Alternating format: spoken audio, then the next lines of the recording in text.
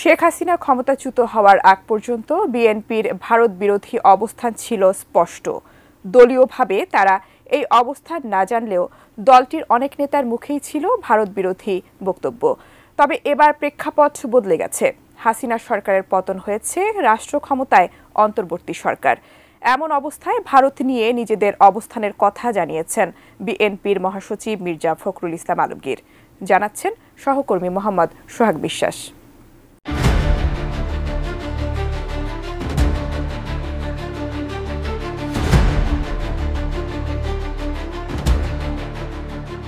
ভারতের সঙ্গে বাংলাদেশের মধ্যকার সম্পর্ক নিয়ে বিএনপির মহাসচিব মির্জা ফখরুল ইসলাম আলমগীর বলেছেন, বিএনপি ও ভারতের সম্পর্ক নিয়ে কিছু ভুল বোঝাবুঝি ছিল।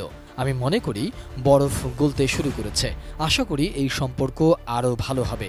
বাংলাদেশে নিয়োজিত ভারতীয় হাইকমিশনার প্রণয় ভার্মার সঙ্গে বৈঠকের পর ভারতীয় বার্তা সংস্থা ANI-কে দেয়া সাক্ষাৎকারে তিনি এই মন্তব্য করেছেন। তাদের যেটা মূল বক্তব্য সেটা হচ্ছে যে বাংলাদেশের সঙ্গে তারা সম্পর্ক আরো দৃঢ় করতে চান।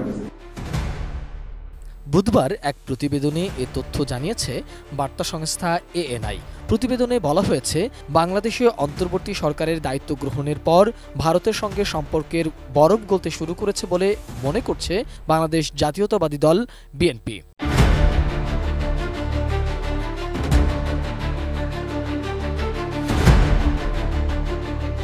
মির্জা ফখরুল বলেন, নির্মাণ কাজেও আমি বেছে নেই CSRM TMT 500W, committed for better still।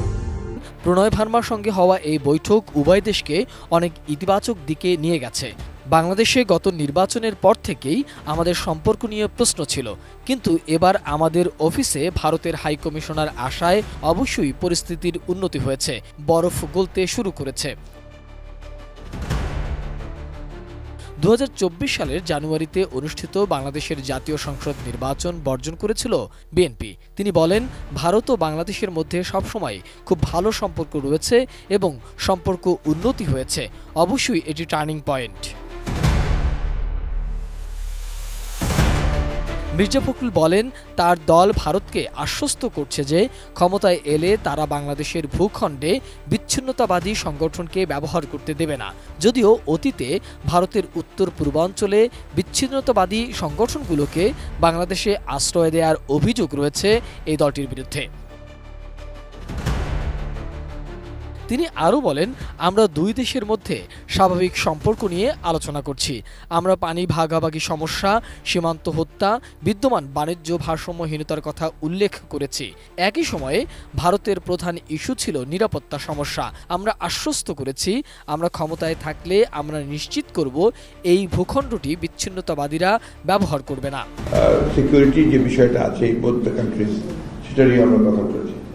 তারা বলেছেন যে তারা এই বিষয়গুলো সজাগ এবং তারা চেষ্টা করছেন দ্রুততার সঙ্গে সেই সমস্যাগুলো কীভাবে সমাধান করা যায়। ক্ষমতাচ্যুত আওয়ামী লীগ সরকারের মিত্র হিসাবে পরিচিত ভারত গত নির্বাচনে হাসিনাকে ক্ষমতায় বসিয়েছে বলে অভিযোগ ছিল বিএনপির। এখন কি সেই অবস্থা থেকে সরে এসেছে দলটি, তা নিয়েও রয়েছে নানা প্রশ্ন। মোহাম্মদ সোহাগ বিশ্বাস, ATN নিউজ, ঢাকা।